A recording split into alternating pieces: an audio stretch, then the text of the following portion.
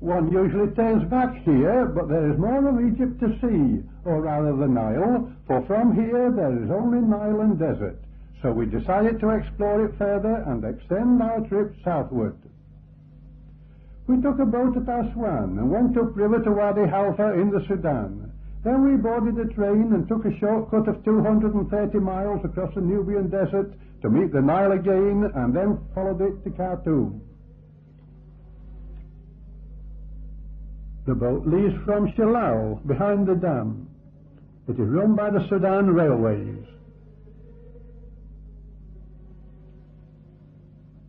Almost immediately we came in sight of the temple of Philae, submerged by the impounded water. This is what it looks like when the level is lower.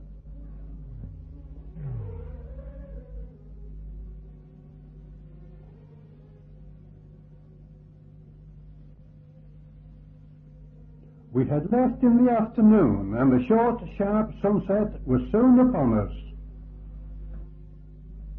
Next morning we woke to views like these.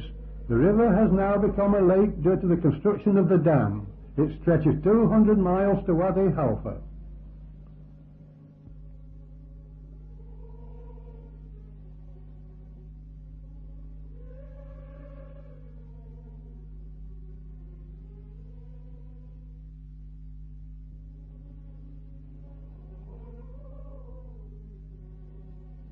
The boat was 4 in 1. The main ship with engines, dining room and cabins was in the centre, and lashed to its bow was steerage accommodation.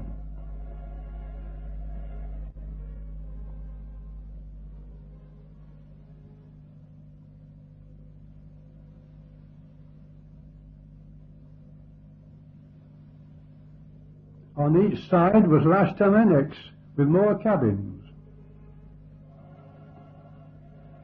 Accordingly, the pilot had to have some assistance when he came to a mooring. There are very few ports of call, for in this part of the country the desert comes right down to the river.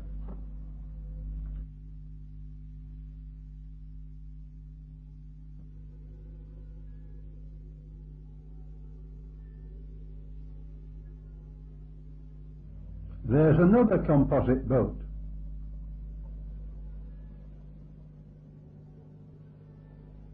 This port of call is not a town, only a houseboat and a few tents, and the Abu Simbel temples, hewn out of the solid rock for Ramses II some 3,300 years ago. Before the Aswan Dam was built, they stood high above the river. If the high dam is ever built, they will be completely submerged. This is the smaller temple, and this the great temple, 4 figures over 65 feet high. The temple cut 200 feet into the solid rock, full of figures and pillars and hieroglyphics. A few passengers from the steerage boat.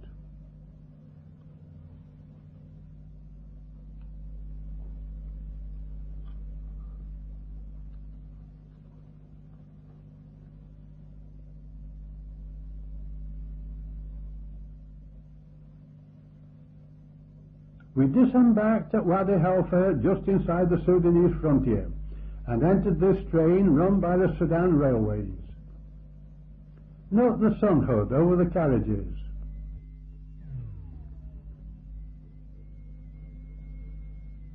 The river took a wide sweep westward, so we ran across the desert for 230 miles.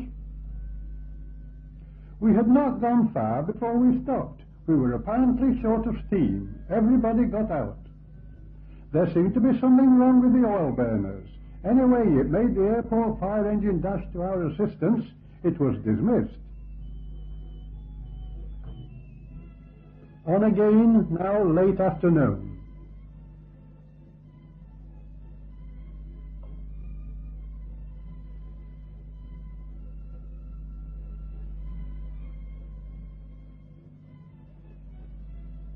But the burner trouble persisted,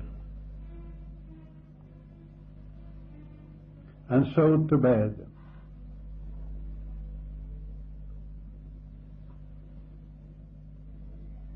Next morning we were back at the Nile.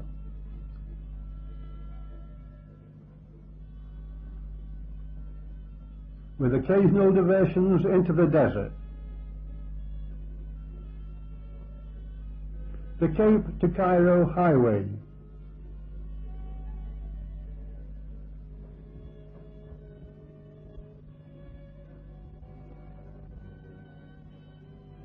The Cairo to the Cape Highway.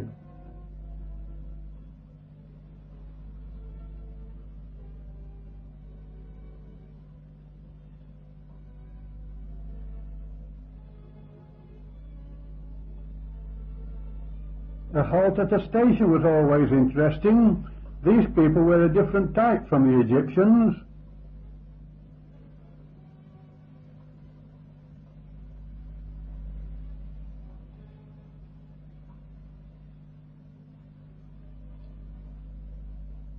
Rougher travel. They buy their food from the people at the station. There's little cultivation in this part of the Sudan.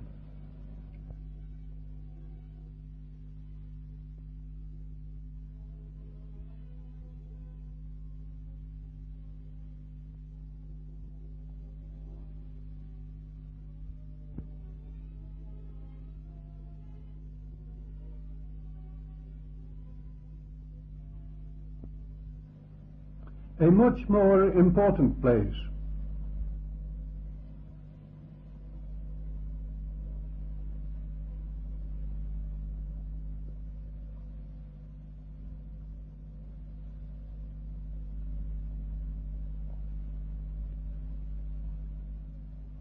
It was dark when we got to our hotel at Khartoum. The next morning we found it was orientated like this.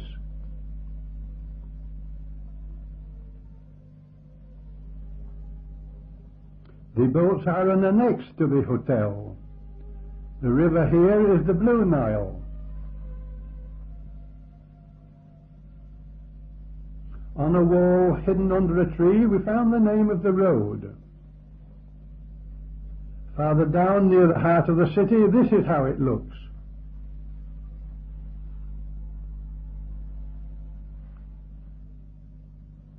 This again is Kitchener Avenue, looking towards the hotel.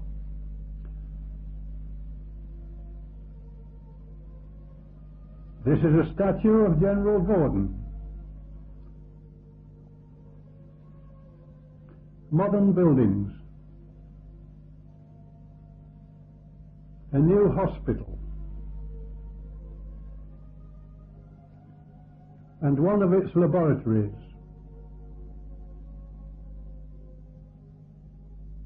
A run out towards the suburbs. It is all very English. You even keep to the left.